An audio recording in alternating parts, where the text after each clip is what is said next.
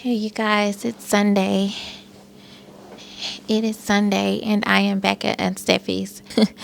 Today's video is going to be a tad bit different from how I normally share Aunt Stefy's condo and the documentation of inheriting her place. I wanted to, and I made some notes so that I don't forget. So if you see me refer to the paper, it's just simply because I don't want to forget. I have realized how important this work is, how important this journey is, not only to myself, but to so many of us collectively. In my last video, I shared how our generation is being called to reclaim, to restore and redeem things that have been lost. And I find it a privilege to be able to follow the scripture that Aunt Stefy shared with me, which is Jeremiah 29. Let me make sure the verse is correct. And I do want to read it aloud to you while we're here, because I think this is I recorded another video earlier today, but I think this is more appropriate. It's Jeremiah 29. I think it's 32. Let me double check, y'all. Hold on.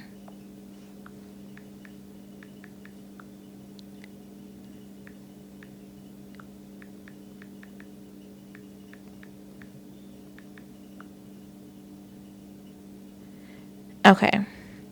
So on my website, I have this particular scripture that Aunt Stefy shared with me when I think it was a couple of months before she passed, because I was over at Big Mama's, her grandmother's property, and I had finally got water installed at the garden. I had been calling MLGW for our utility company for almost a year, trying to get the water installed from the street.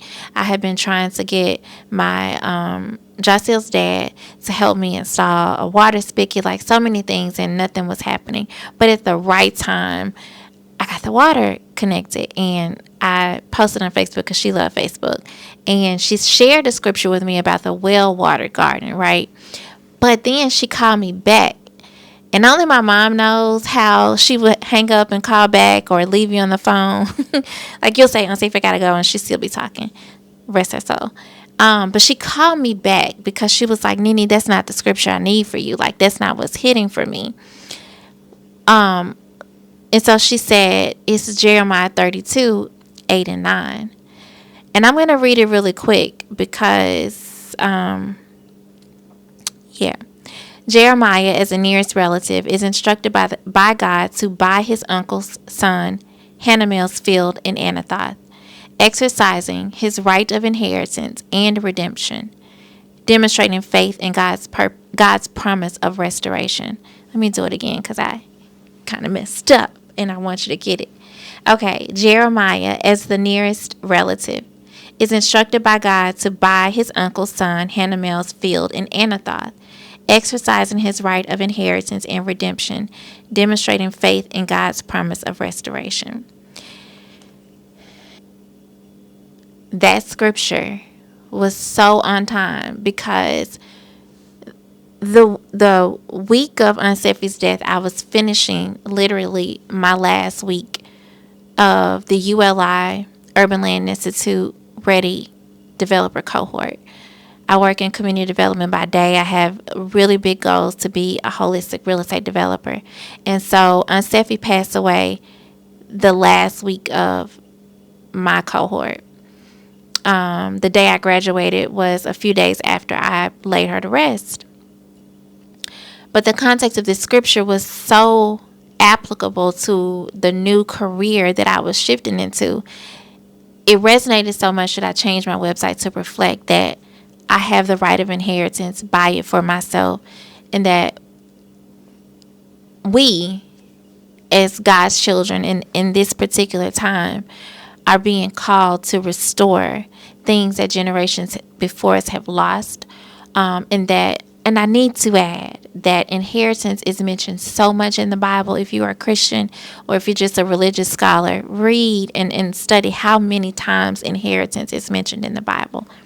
And so therefore, this video will not be a yapping session while I clean, but it will serve as an opportunity for me to share why Aunt Steffi's condo is so important to me, why the work that I'm doing through her condo is so important, and what I would like for this series to, what the end goal for this series is. And so I wrote a few notes so that I could stay on track because I can get a little off track. But I want to share the history of how Aunt Steffi got this property, why it's so important to my family's lineage, and just the connection and the importance, and how it connects to my legacy and all of that. So let me just move on before I get to yapping, y'all. So in 1984, and I'm going to show the deed and B-roll, 1984, a few years after she graduated college, she lived with my grandfather. My grandmother passed away in 77, while Aunt Steffi was a sophomore in college. My dad was still in high school. My grandmother's death was extremely random. She passed away in her bedroom, hanging drapes while she was talking to my grandfather. She had a massive heart attack. My dad always shared the story of how his friends told him that she had passed away in the house, and he said that was the longest but quickest bike ride back from school in his entire life. He said, I still remember that bike ride. It shook my family. It changed the trajectory of my family. But Aunt Steffi kept moving forward. She stayed with my grandfather for a few years, and then she started working at the Memphis Shelby County Health Department as environmental scientist. And shortly after, she moved her tail on out here to Germantown. If you're from Memphis, our childhood home is in North Memphis. She moved to Germantown, and Germantown then was predominantly black. This condominium community is still predominantly white. When I went to the homeowners association meeting shortly after she passed away, I was one of two black people, one of two that own condos out here.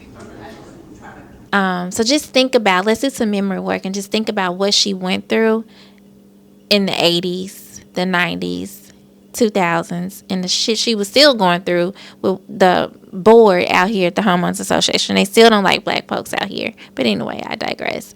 But yeah, she bought this condo at 26 or 27 years old, and lived in this particular condo until she passed away.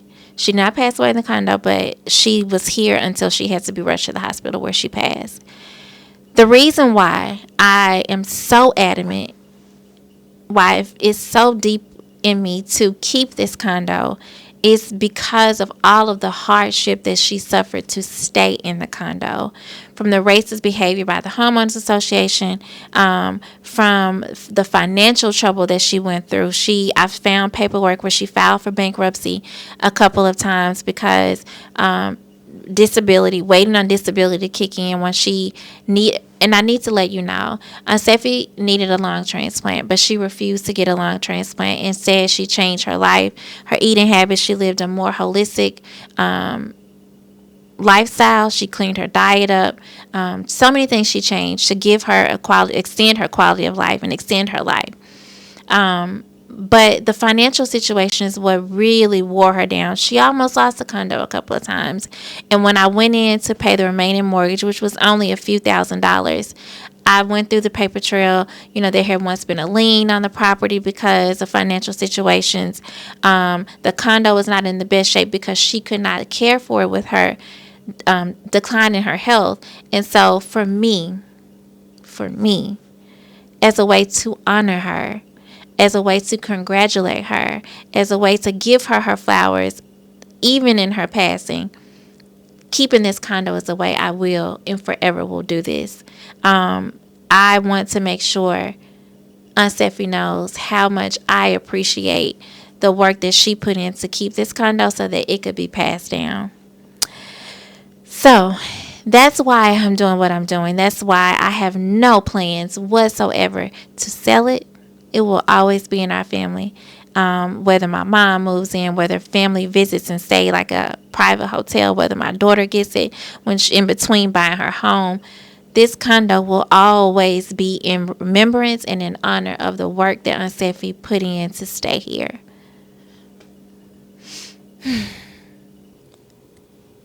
Okay, so these are the documents that I found and they were in the kitchen of all places, like behind this cabinet. But I looked at this paperwork, and when I saw the deed of trust, I just was blown away. Let me show you. Okay. So I'm covering up all of the places with the address and any important information, but this was a copy of the warranty deed dating 1984, and it even lists like her mortgage at the time, which it was like $280 or something like that. And the homeowners association fees were $67 at the time. So, going through this paperwork and discovering and finding these deeds, like, were just like, oh my God, like I literally screamed when because if you were here, and I may have the videos, but like the first part of this, I wasn't documenting anything. I just was trying to clear all of the clutter and the hoarding. But I had a dream. I asked Aunt Stefy to come in a dream, and I asked her, Aunt Stefy, tell me how you want me to share your condo, this journey online. She grabbed my laptop out of my hand in the dream, and she simply said, the year of the turtle. The year of the turtle. So I took that as taking it slow, taking my time, not being in a rush, because very important things will be tucked under and in things. And this big warranty deed with her deed of trust from 84 was tucked under a bunch of plastic bags in a basket covered with old eucalyptus leaves. Yeah. I guess she was like, ain't nobody gonna find this. But I did because she wanted me to find it. She wanted me to have it. And she wants me to digitize it, scan it in, frame it, because I don't think y'all realize how this is literally the passing down of generational wealth.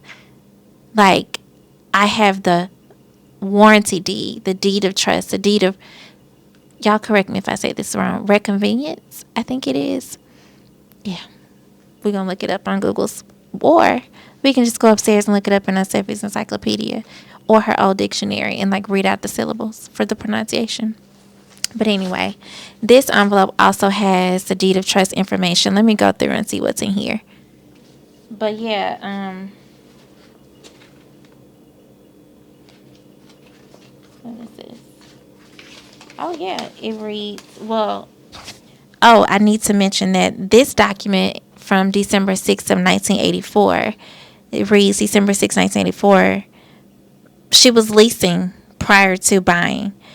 It says, please find and close your lease agreement and your security deposit refund. The initial board of directors of the homeowners association are listed in the master deed. Okay, so yeah, she was leasing prior to buying, and Stefy was like, let me buy this condo.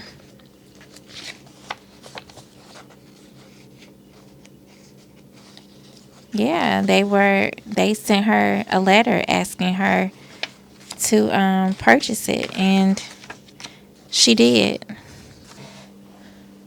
So I don't think I have to really explain in any more further details why this condo is so important. Stefy, as a very young woman, young black woman at the time, was leasing a condo in the suburbs, a part of this whole movement to get away from what was going on in urban areas. And she started a life for herself out in the suburbs. She worked really hard. She stayed on her job. She retired from the health department. She stayed in her condo.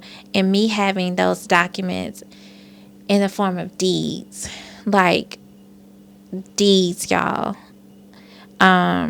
just makes me really want to make this documentation so heartfelt, and it makes me posture up. Like, I straighten my back up, even though I just went running. I straighten my back up when I come out here because I am proud to be Steffi's niece. I am proud to turn the keys or walk up, and all of these people who took care of her. She had a couple of friends, and I don't want to keep mentioning race, but in a city that is so divided and segregated by race and class, I think it's worthy of mentioning that one of her greatest friends and caregivers when I couldn't get out here, or my cousin Jasmine couldn't get out here, was Ron, a white guy who literally stopped by every day or called to get her something to eat on his way in, picked up her clothes from the cleaners, picked up her medicine, really took great care of her. And so it makes me proud to walk up to the condo, and her friends that have been here for 20, 30, 40 years as well are like, oh my God, you're Steffi's niece, we're so glad that you got the condo. Or for people, those same people, to say, what you gonna do with the place? Are you gonna sell it? And I proudly say, I'm gonna keep it for myself, for my baby girl. Y'all have a good week.